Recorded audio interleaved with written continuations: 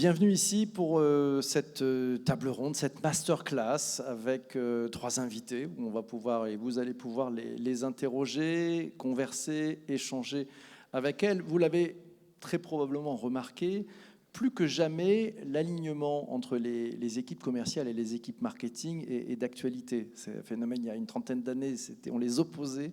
Aujourd'hui, on s'aperçoit que les entreprises qui gagnent sont les entreprises qui font en sorte que les équipes marketing et les équipes commerciales travaillent ensemble, travaillent la main dans la main, parce que ça crée plus de valeur, tout simplement. Alors, pour vous donner les clés, pour mieux comprendre comment on peut bien structurer un process commercial du marketing à la vente, 3 invités à mes côtés.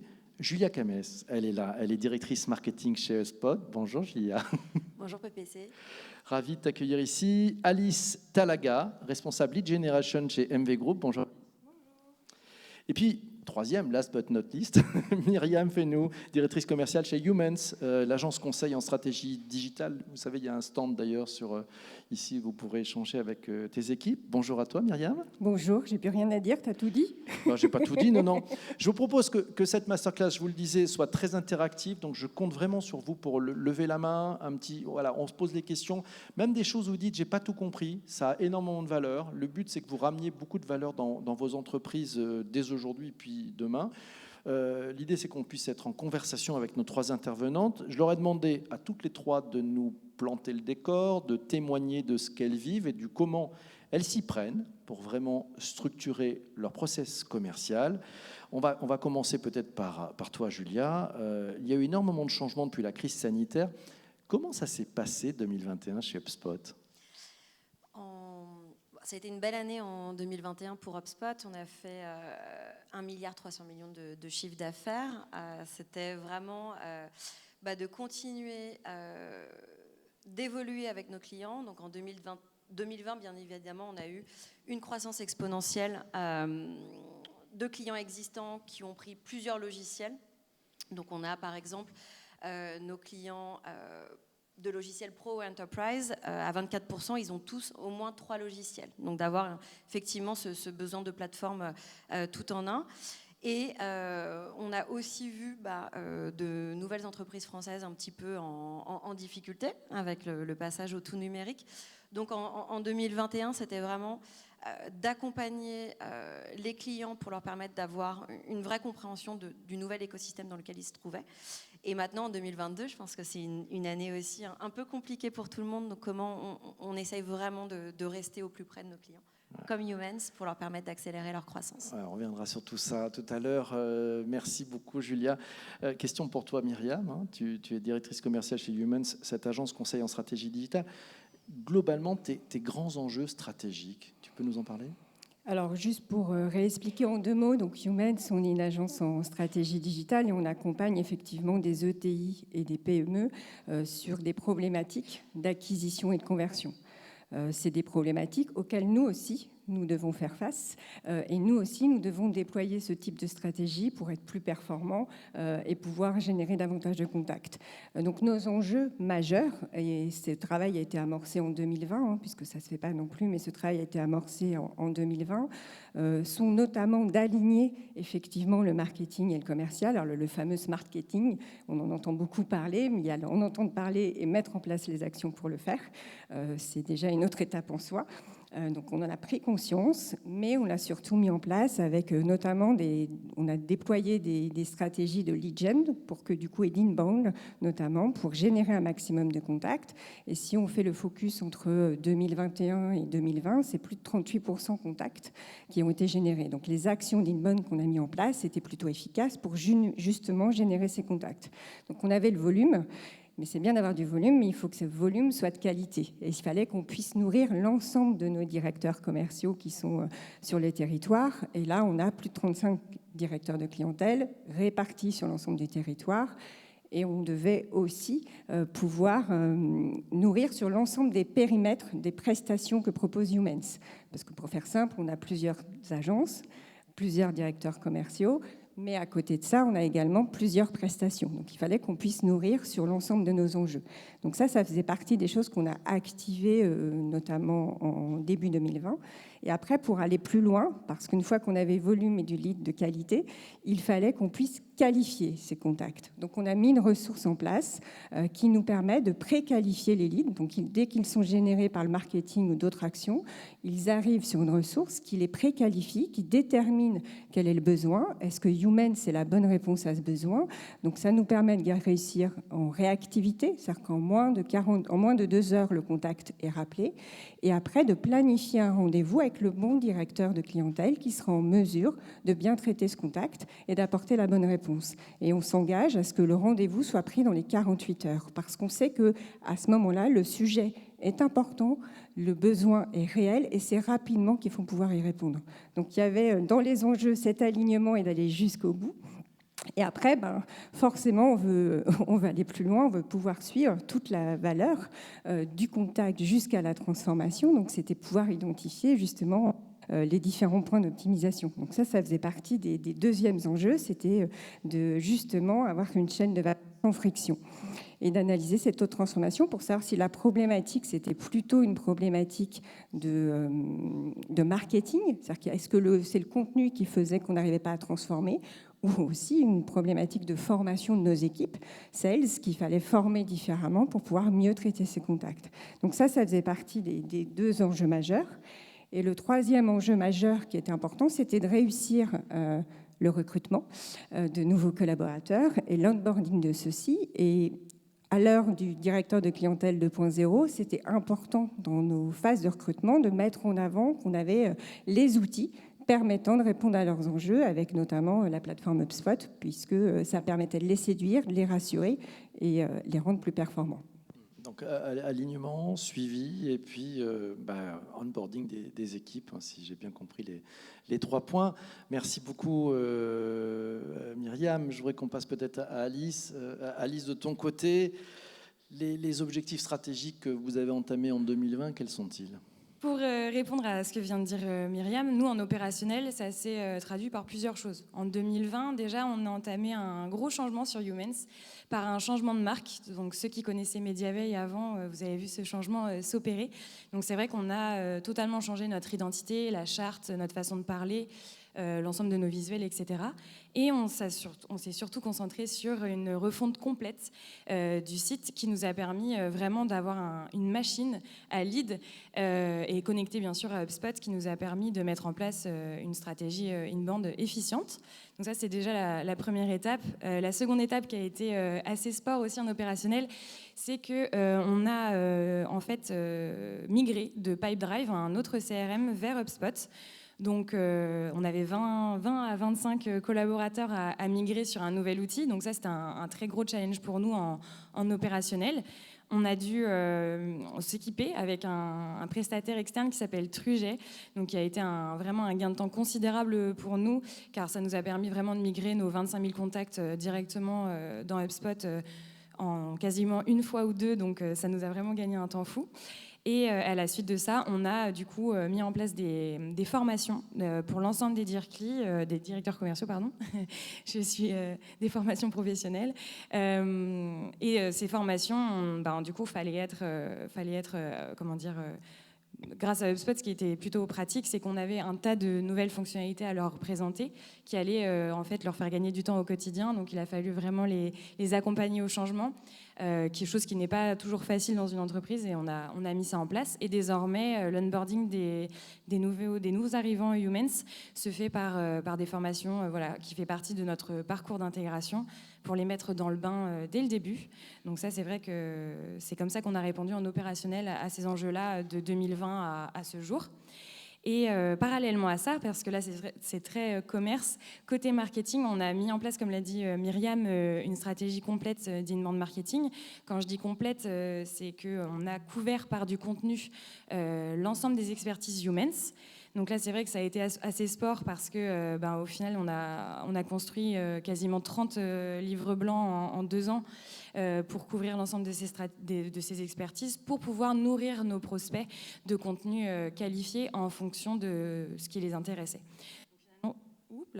Et donc finalement, ça a été aussi un enjeu en opérationnel, c'est-à-dire de couvrir correctement ces expertises. Et on voit que sur les stratégies inbound, les résultats se font au bout de 1 an, parce que là aujourd'hui on a vraiment ces résultats-là qui s'affirment aujourd'hui, avec notamment effectivement la hausse de 38% de leads, mais aussi la stratégie inbound qui vraiment est exponentielle aujourd'hui, parce que désormais l'organique correspond à 77% de notre trafic en session sur le site, ce qui n'était pas du tout le cas avant. On a une augmentation de quasiment 50% de cette hausse de trafic sur la partie organique.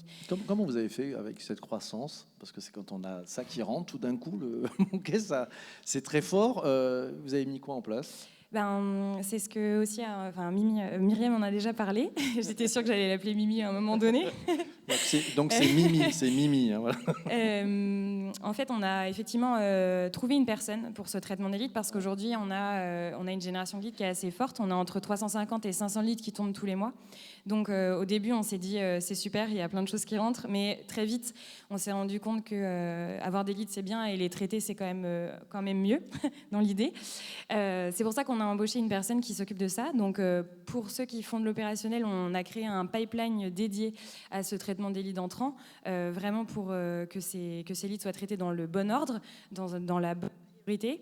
Et finalement, on a mis ça en place, et ça se passe désormais beaucoup mieux qu'avant. Parce que c'est vrai qu'on s'est un petit peu cassé le nez au début avec ça, parce qu'on était très contents de générer des leads, mais notre stratégie derrière n'était pas forcément optimale. Donc voilà, on a appris à marcher en même temps que les actions arrivaient à nous, on va dire.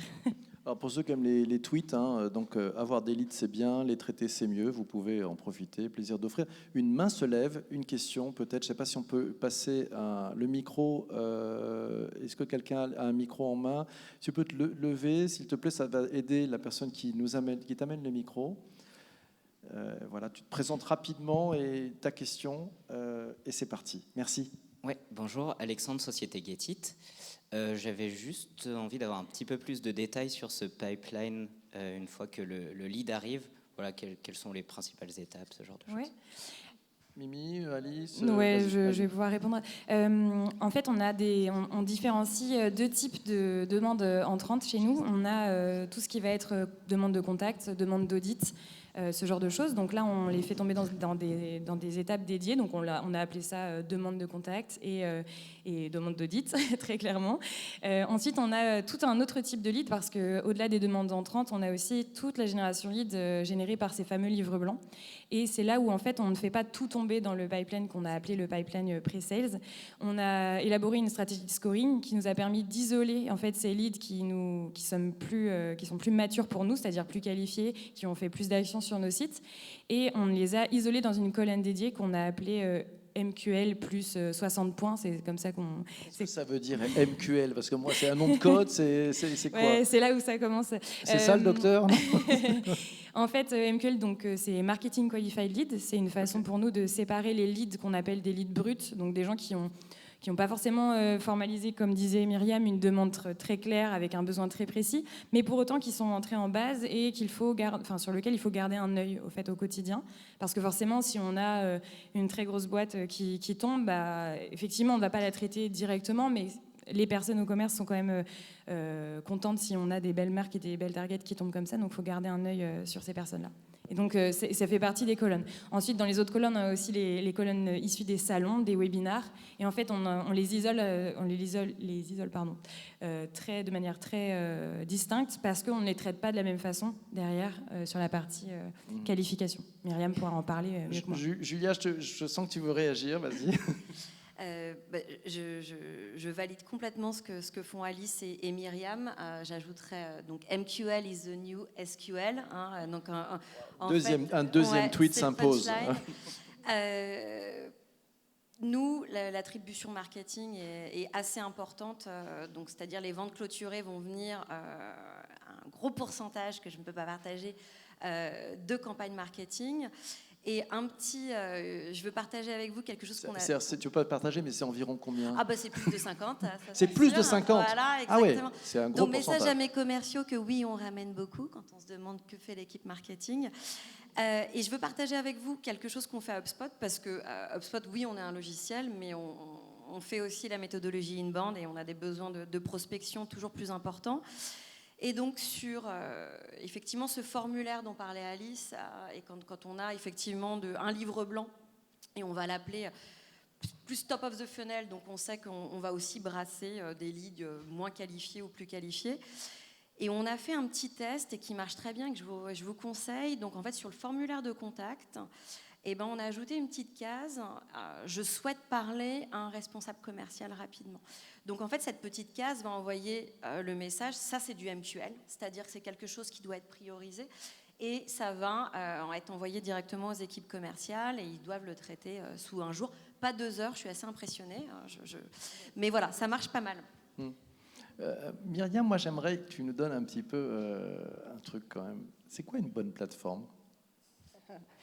Alors, une bonne plateforme, je pense que ce qui nous permet d'identifier que c'est une bonne plateforme, c'est l'adhésion des équipes. C'est-à-dire qu'à un moment donné, il ne faut pas se mentir, le public commercial n'est pas toujours le plus simple à animer et parfois, entre le marketing et le commerce, il peut y avoir des incompréhensions, on peut se le dire. Donc, il faut embarquer une équipe commerciale. Et une équipe commerciale ne peut être embarquée que si elle mesure les bénéfices de la plateforme. Et ça a vraiment été notre enjeu et le poids de corps qu'on a mis au moment où on a lancé HubSpot et qu'on a quitté l'ancienne brique qu'on avait auparavant de suivi de pipeline. Lorsqu'on a décidé de réunir le marketing et la partie CRM pour pouvoir justement leur montrer les bénéfices, tout l'enjeu a été là. Donc rapidement, on n'a pas... lorsqu'on a lancé les formations, on leur a plutôt montré les bénéfices de la plateforme, pas forcément l'impact marketing tout de suite, mais plutôt comment ça pouvait les aider dans leur quotidien, comment finalement ils pouvaient avoir des modèles de mail plus rapides, des scénarios plus rapides, avoir le catalogue produit qui leur permet de faire des devis plus rapidement. Donc on a plutôt insisté sur ça. Donc pour moi, la réussite d'une plateforme, c'est une plateforme qui va nous permettre de bien répondre aux problématiques d'un commercial, d'un directeur de clientèle, et après, on peut lui donner tous les avantages de la plateforme, et c'est d'ailleurs comme ça qu'on a fonctionné. On a plutôt été sur cette étape-là. Pour moi, une bonne plateforme, c'est une plateforme qui nous permet de désiloter le marketing et la partie commerciale. C'est très, très important. On le dit, on le lit partout, mais c'est clé puisqu'il faut que la data soit commune. La data est un enjeu majeur dans toutes les entreprises, encore plus demain. Donc c'est très important de pouvoir avoir une data qui est commune, de pouvoir parler de la même donnée, de pouvoir parler des mêmes contacts et de pouvoir suivre toutes les actions. Et le troisième enjeu pour moi, forcément je suis directrice commerciale, donc à un moment donné c'est de pouvoir mesurer la performance de tout ce qu'on se dit et de pouvoir voir si les actions marketing qu'on mène sont vraiment efficaces, si l'énergie et le poids de corps est mis au bon endroit et si mes équipes après transforment. Donc pour moi une bonne plateforme, c'est une plateforme qui me permet de répondre à ces trois enjeux-là. Donc data partagée, des reportings efficaces. On est entre nous. Julia, tu es là. J'aimerais que tu fasses un cadeau à celles et ceux qui sont là, qui puissent ramener un truc demain. Vous allez sortir quoi comme nouvelle fonctionnalité chez HubSpot ? C'est quoi, un peu de gourmandise. Tu nous dis des trucs. Ça restera entre nous. Vous ne le tweetez pas. Vas-y. Je ne peux pas. On fait de gros lancements produits au moment de Inbound, le Inbound Global, donc à Boston, donc en septembre. 2 points par contre. Tu nous offres le billet pour Boston ? C'est ça le cadeau à tout le monde. Bien sûr. Mais prendre un petit peu de recul par rapport à cette question. Cette année, quand on parle aux décideurs, quand on parle à nos clients, à nos prospects, il y a un besoin d'acquisition, donc vraiment du net new, c'est-à-dire de nouveaux leads, de nouveaux prospects entrants. Il y a aussi un besoin de rétention, c'est-à-dire en fait combien vous coûte le churn, donc comment on s'assure aussi sur la base existante. On fait du upsell et du cross-sell, ça veut dire de vendre plus ou de vendre en plus. Et ce qu'on a lancé, par exemple, il y a quelques mois, c'était vraiment une refonte du Service Hub. Alors, c'était pourquoi le Service Hub ? Alors, le plus important, c'est vraiment le marketing et les équipes commerciales.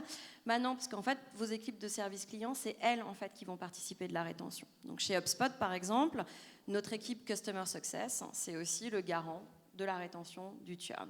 Donc, comment on leur propose des systèmes optimisés ? Et comme le disait Myriam, qui en parle très bien, c'est de s'assurer qu'on garde ce tableau central, que la donnée, elle est vraiment partagée, qu'on voit la même chose.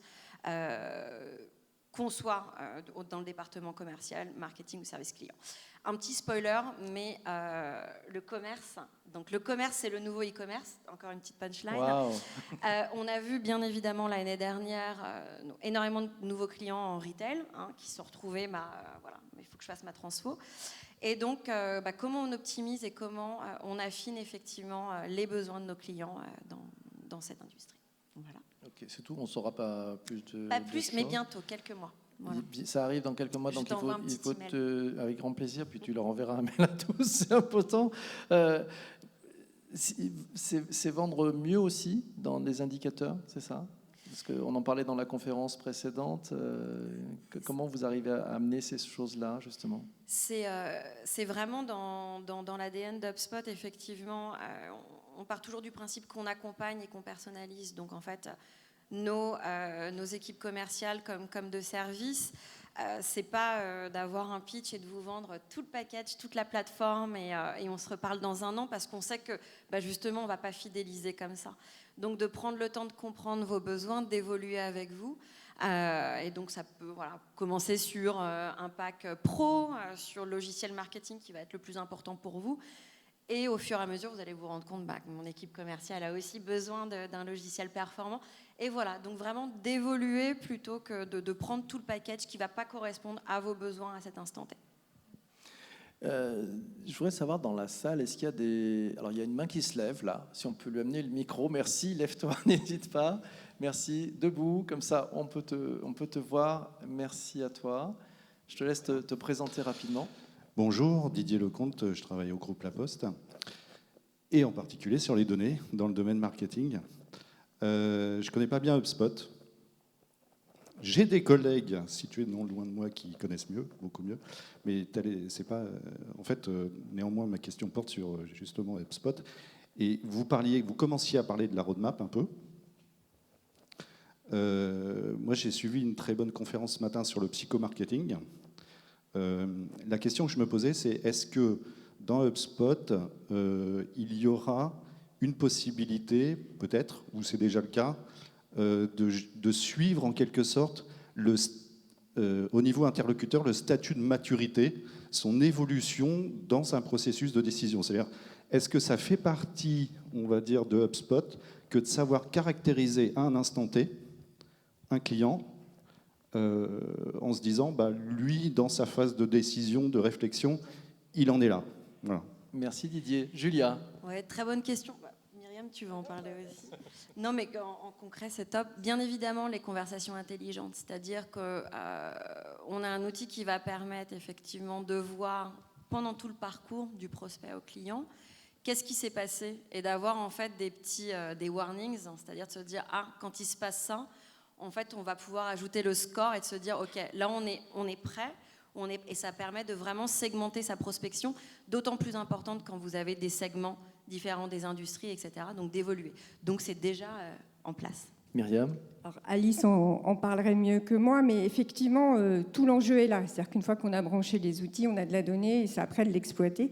Et effectivement, on apprend en lançant des dispositifs et des scénarios. Donc la partie de scoring dont vous parlez Alice tout à l'heure, le fameux 60, c'est des choses qu'on teste et qu'on reteste encore pour justement pouvoir identifier entre celui qui a téléchargé un livre blanc, celui qui finalement a été à un événement et peut-être plus chaud, donc il faut qu'on lui donne un scoring différent. Donc en fonction de sa navigation et de ses points de contact avec la marque, donc en l'occurrence avec nous, avec l'agence, c'est d'identifier les scénarios, la maturité, où il sera le plus prêt à finalement rentrer en contact avec un directeur de clientèle. Je ne sais pas si ça répond vraiment à la question, mais en tout cas, effectivement, oui, dans HubSpot, on peut avoir cette notion de critérisation qui est intéressante pour justement adapter tout le processus derrière.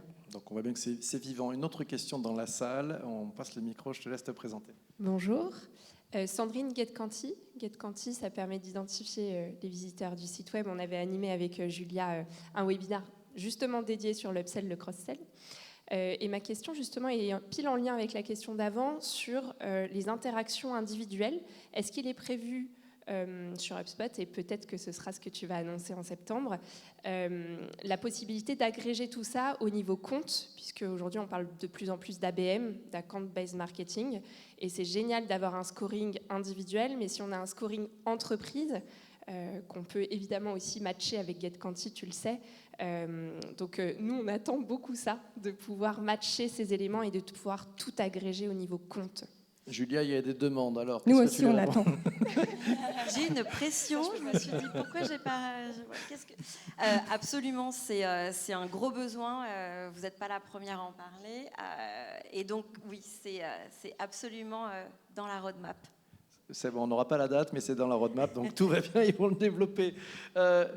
Ah là là, cette conf passionnante touche un peu à sa fin. Malheureusement, je voudrais qu'on fasse un petit tour un petit peu auprès de vous trois, de toutes les trois, avec des réponses assez courtes. En 2 mots, quel est le challenge principal pour demain, selon vous, pour finalement nous tous, qui faisons partie de cette communauté de l'inbound marketing? On va commencer par Myriam, ton challenge. Alors, je ne vais pas être originale, mais quand même, pour moi, Si, l'enjeu majeur, pour moi, c'est la donnée et la connaissance client-prospect. Ça va faire partie des enjeux majeurs, puisqu'en ayant cette donnée-là, on pourra connaître les motivations, donc je rejoins monsieur tout à l'heure, connaître les attentes, sentir le marché. Et clairement, pour moi, l'enjeu demain, c'est la donnée, pour qu'on puisse vraiment mieux l'exploiter et mieux l'utiliser à des fins marketing. Et raison pour laquelle aujourd'hui, ici, Youmens fait partie d'MV Group, ce qui fait qu'on a plusieurs entités. Donc la difficulté, c'est de réunir cette donnée. Et on est sur un gros projet de RCU, donc de référentiel client unique, qui nous permettra justement de pouvoir mieux maîtriser et mieux connaître cette donnée pour pouvoir affiner encore nos dispositifs pour que finalement la stratégie marketing qu'on va déployer soit de plus en plus granulaire, puisqu'on le voit bien. Ça va faire partie presque de relations one-to-one qu'il faudra réussir à déployer demain. Ok, merci beaucoup Myriam. Alice, le principal challenge selon toi?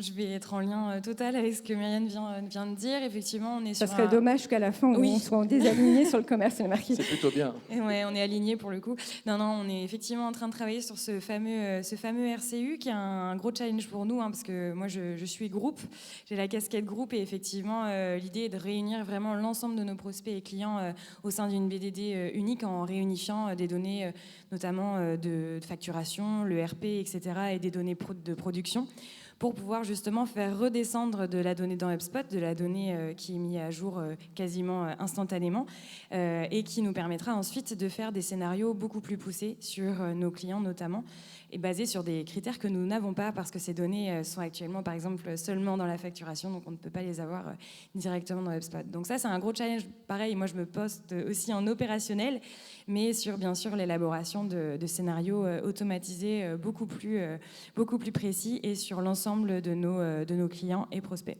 avec plus de données, quoi. Voilà, j'ai l'impression d'être une petite fée avec une baguette magique. Elles ont fait vraiment la lettre au Père Noël pour Julia. Julia, ton challenge, toi?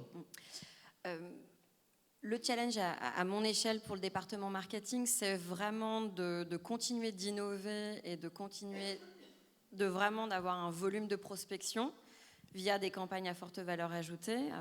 On a le vent en poupe, donc on a une grosse équipe commerciale. Il faut s'assurer qu'il y a suffisamment de prospects qui rentrent. Et du côté HubSpot pour la France, j'ai parlé de la plateforme tout en un. Donc, il y a un besoin d'avoir ce noyau central, comme Alice et Myriam en ont parlé, de ces données centralisées, mais c'est aussi vraiment accepter les besoins d'agilité et de flexibilité de nos clients. Et donc ça veut dire que les intégrations, les ponts, les connecteurs qu'on fait passer de HubSpot via une application qui est inhérente à la pile technologique de nos clients, c'est tout aussi important. Et nous, ce qu'on veut, c'est pas seulement faire l'acquisition, d'acheter quelque chose, de faire un petit plug, et effectivement, la puissance sera là, mais l'optimisation en interne sera pas pérenne. Donc là, on lance par exemple un connecteur, ce qu'on appelle native, ça veut dire quand ça vient d'un pays, avec nomination, pour vous permettre vraiment d'optimiser votre prospection avec de la donnée qualifiée. Donc voilà, de continuer d'accompagner nos clients français en fonction de leurs besoins. Bon, c'est tout un programme, donc c'est à vous de jouer. Merci à toutes les trois pour ce témoignage. Je pense qu'on peut les applaudir très fort. Merci à vous. Merci.